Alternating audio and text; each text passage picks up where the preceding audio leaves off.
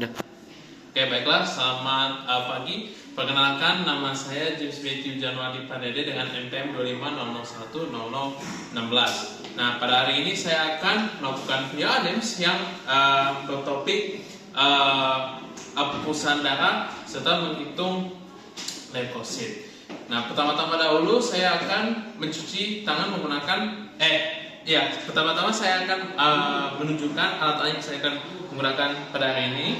Pertama di sini ada cairan-cairan seperti cairan Aquades, silol, habis itu sabun, dan juga geminsa dan darah yang sudah diambil. Serta di sini mempunyai pinset, pensil yang untuk menuliskan identitas. Di sini juga ada mikroskop dan juga penama. Nah, selanjutnya saya pertama-tama akan mencuci tangan terlebih dahulu menggunakan sabun tersebut. Setelah mencuci tangan, saya akan saja langsung menggunakan sarung tangan atau handscoon.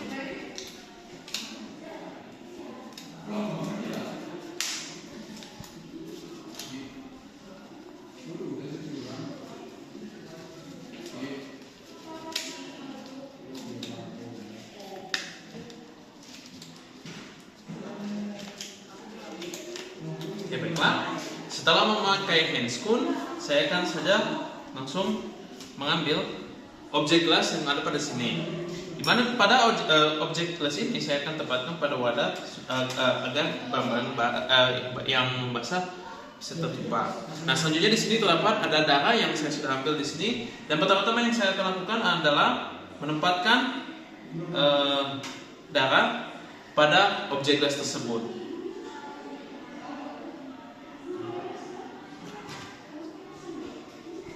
Setelah darahnya telah ditempatkan, saya akan menempatkan.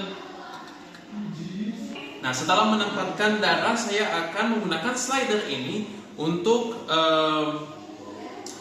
meratakan seluruh darah yang terdapat pada sini. Nah, pertama-tama teman-teman saya akan lakukan yaitu mendorong sedikit darah yang terdapat pada sini. Setelah itu saya akan menarik darah tersebut 2/3 dari objek gelas tersebut. Oke, baiklah. Setelah melakukan hal tersebut, saya akan mengeringkan objek gelas yang saya sudah tempatkan pada objek gelas. Nah, setelah dikeringkan, saya akan menggunakan gimsa pada selanjutnya saya akan melakukan fiksasi dengan menggunakan etanol terdapat pada sini. Sekarang saya akan menempatkan etanol pada darah tersebut. Oke. Setelah itu saya akan menunggu selama 10 menit agar fiksasinya bekerja. Nah, setelah 10 menit saya akan meng-add gimsa pada larutan darah tersebut. Oke, baiklah.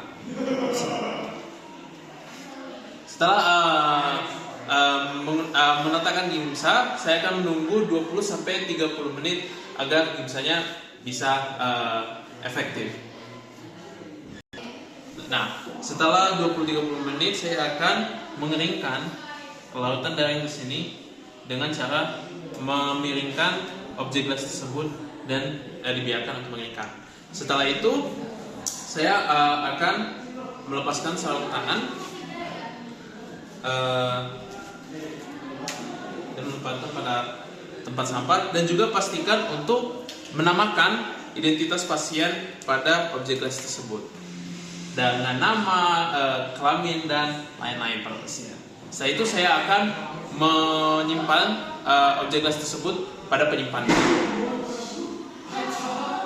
Tinggal ini ya. Oke, selanjutnya saya akan melakukan pengecekan jumlah leukosit pada hapusan darah yang sudah saya ambil. Nah, pertama-tama sebelum itu saya akan mengintroduksi beberapa alat yang digunakan. Yang pertama ada mikroskop, handscoon, penama atau stiker nama, dan juga pesan daring sudah tersedia. Nah, sebelum itu, sebelum saya melakukan angka bayi ini, saya mencuci tangan terlebih dahulu menggunakan sabun. Setelah itu saya akan menggunakan handscoon sekali lagi.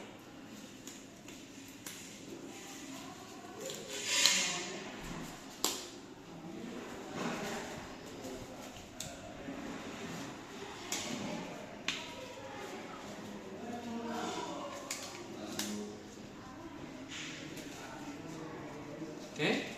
Setelah menggunakan handscoon, saya pertama-tama akan menempatkan stiker nama pada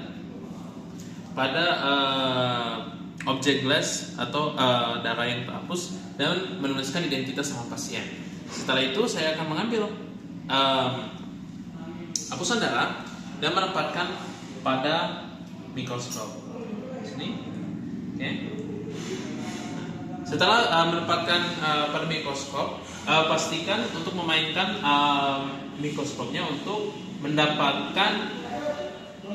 mencari posisi yang optimal. Posisi optimal itu seperti apa? Pastikan untuk mencari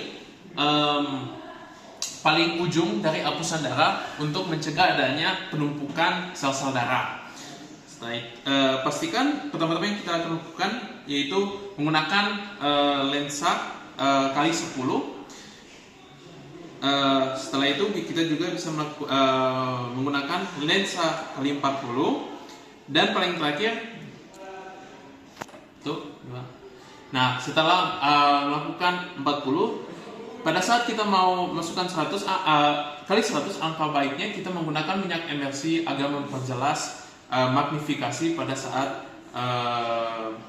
mengecek pada hapusan darah tersebut. Oke. Setelah itu kita akan mengidentifikasi jumlah dari neutrophil tersebut. Nah, selesai mengidentifikasi jumlah dari sel-sel darah atau leukosit, kita akan menggunakan minyak etan atau minyak ETA untuk menghapus adanya residu minyak emersi pada objek gelas. Setelah itu kita bisa langsung saja menyimpan objek gelas tersebut pada penyimpanan yang terpisah. Setelah kita melakukan penelitian melakukan mikroskop, angka baiknya kita mencatat pada status yaitu namanya blood cell sheet, di mana bisa terlihat dari sini blood cell sheet ini merupakan hitungan dari sel-sel darah yang saya sudah temukan. Yang pertama di sini ada basofil yang berisi saya berkesimpulan yaitu 0%, eosinofil 3%, band neutrophils adalah 6%, segmented neutrophils adalah 62%, limfosit 28% dan monosit 1%.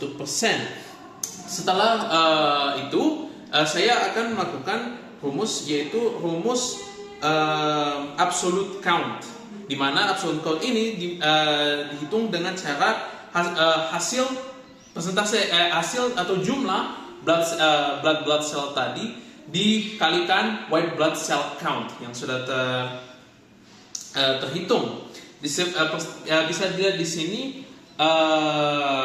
perhitungan yang saya sudah lakukan dari basofil sampai monosit, tetapi dari penelitian yang saya sudah ambil, hal yang abnormal dari perhitungan ini yaitu adalah nilai monositnya yang bersifat kekurangan, di mana nilai monosit yang yang berkekurangan ini bisa mengakibatkan namanya monositopenia, di mana monositopenia ini merupakan kondisi di mana jumlah monosit dalam tubuh bisa bersifat terlalu rendah yang bisa menghambatnya makrofag untuk memakan sel-sel yang contohnya menyerang pada tubuh. Nah, itu saja mungkin dari saya. Sekian dari saya dari video Adams ini. Sekian dan terima kasih.